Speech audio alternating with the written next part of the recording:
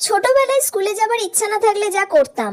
ওমা, আজকে না আমার স্কুলে যেতে একটুও ভালো লাগছে না। কেন? খুব পেটে যন্ত্রণা হচ্ছে, জানি না কেন।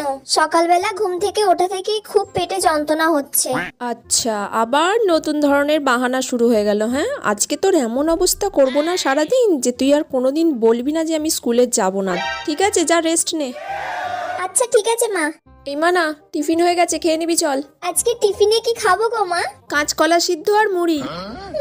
এখন কাঁচকলা সেদ্ধ আর মুড়ি খেতে হবে আমাকে? তো স্কুলে যাব না বলেও জ্বালায় পড়লাম। A few moments later. মা, দুপুরে আজকে চিকেন করেছো? দুপুরে আজকে করেছি পাতলা সবজির ঝোল, আর সাথে কাঁচকলা সিদ্ধ আছে, ওই দিয়ে ভাত দিয়ে মেখে ভালো করে খেয়ে নিবি। আবার কাঁচকলা? সাথে শশাও দেবো। সারা দিন ধরে আমি শুধু কাঁচকলা সিদ্ধই খেয়ে যাচ্ছি, আর ভালো লাগে না। দেখ কেমন লাগে এবার।